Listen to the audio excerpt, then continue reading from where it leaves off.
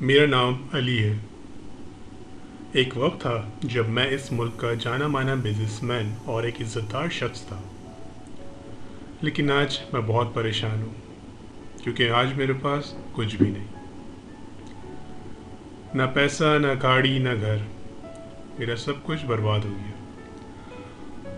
अमूमन लोग कामयाबी की तरफ बहुत गरीबी से उठकर जाते हैं, लेकिन मेरी कहानी इनसे थोड़ी मुख्तलिफ है। मैं कामयाबी से गरीबी की तरफ अपनी वजह से आया हूँ। मेरी इस कहानी की शुरुआत 90 की दिहाई में एक हॉस्पिटल से हुई, जहाँ मैं और मेरी बहन अलीना पैदा हुए। मेरे पापा और घर के सब फर्द बहुत खुश थे, लेकिन इस खुशी के साथ साथ उन्हें मेरी माँ के जाने का अफसोस भी था।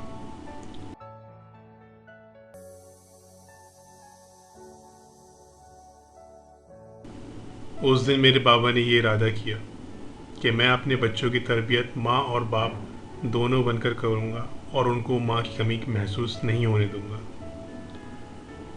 मेरी बहन अलीना के चेहरे पर एक दाग था, जिसकी वजह से बचपन से ही वो लोगों की तनकीद का निशाना रही। लेकिन मेरे बाबा ने हम दोनों के दरमियान कोई फ़र्क नहीं किया। वो हम दोनों को कंधे पर बिठाकर घुमाते, हमें उंगली पकड़कर चलना सिखाते, हमें एक साथ खाना खिलाते। उन्होंने हमारी तरबियत माँ और बाप दोनों बनकर की। जब मैं और मेरी बहन 4 साल के हुए तो उस दिन हमारे स्कूल का पहला दिन था।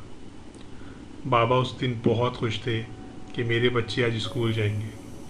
वो खुद हमें स्कूल छोड़ कर गए और ऐसे ही रोज़ हम खुशी खुशी स्कूल जाते। जब हम 10 साल के हुए तो बाबा ने हम दोनों को बर्थडे पर एक यादगार तोहफा दिया और हम उस दिन बहुत खुश थे। वो एक ऐसा गिफ्ट था जो मुझे आज भी याद है। जब मैं 20 साल का हुआ तो मेरी एक अच्छी कंपनी में जॉब लगी। बाबा को मुझ पर बहुत फ़ख्र हुआ कि मेरा बेटा इतनी जल्दी अपने पैरों पर खड़ा हो गया। लेकिन जॉब की वजह से मुझे अपनी पढ़ाई छोड़नी पड़ी। लेकिन इस दौरान मेरी बहन ने अपनी पढ़ाई जारी रखी। 1 महीने बाद जब मुझे मेरी तनख्वाह मिली तो वो मैंने अपने बाबा को दी। बाबा बहुत खुश हुए।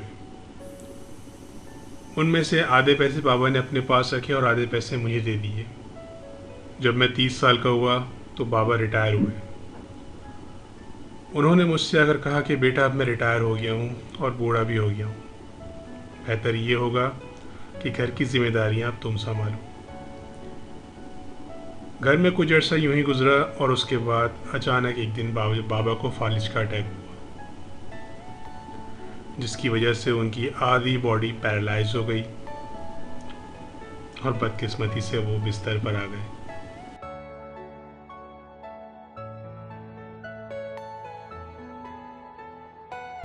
लेकिन मैं अपनी मसरूफियात में मगन रहा। मेरी बहन अलीना ने बाबा की बहुत खिदमत की। मेरा हाल यही था कि मैं रात को काम से थक कर आता तो उनसे उनका हाल पूछ लेता।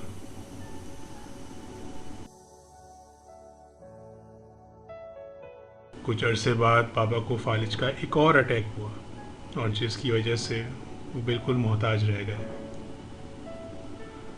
उनका पूरा जिस्म पैरालाइज हो गया। उस दिन मैंने फैसला किया कि मैं बाबा को ओल्ड एज होम छोड़कर आऊँगा। मैंने बाबा को बगैर बताए उन्हें गाड़ी में बिठाया।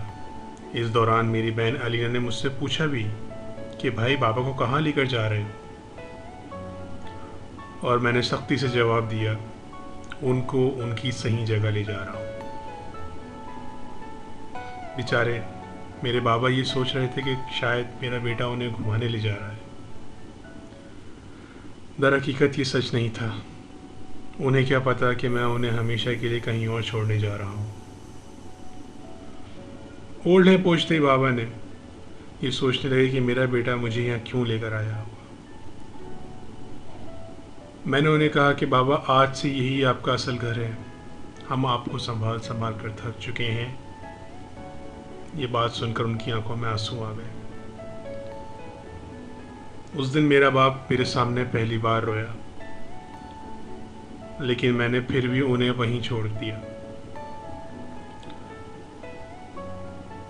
ये बात सुनाने के बाद मैं भी शौक में रह गया, लेकिन मैं घर वापस आ गया। वहाँ अपने बाबा की पुरानी यादें याद करने लगा कि कितनी मेहनत की उन्होंने हमारे लिए।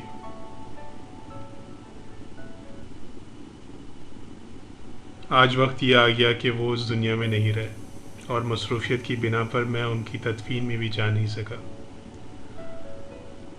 आज मैं ज़िंदगी में सिर्फ पछता रहा हूँ, जबकि मेरी बहन अलीना एक कामयाब डॉक्टर बन चुकी है, और उससे आज फादर्स डे पर स्पीच के लिए एज ए स्पेशल गेस्ट भी बुलाया गया है। तो मेरे भाइयों और बहनों, अपनी ज़िंदगी में जितना हो सके माँ बाप की खिदमत करें। माँ बाप जैसी हस्ती दोबारा नहीं मिलते। बाजार से दुनिया की हर चीज़ मिल जाती है, नहीं मिलते तो माँ बाप। अगर माँ आपकी जन्नत है तो बाप उस जन्नत का दरवाज़ा है, और अगर तुम चाहते हो कि वो दरवाज़ा तुम्हारे लिए खुले तो अपने बाप की खिदमत करो। यही तुम्हारी तकदीर है और ये मेरा नसीब।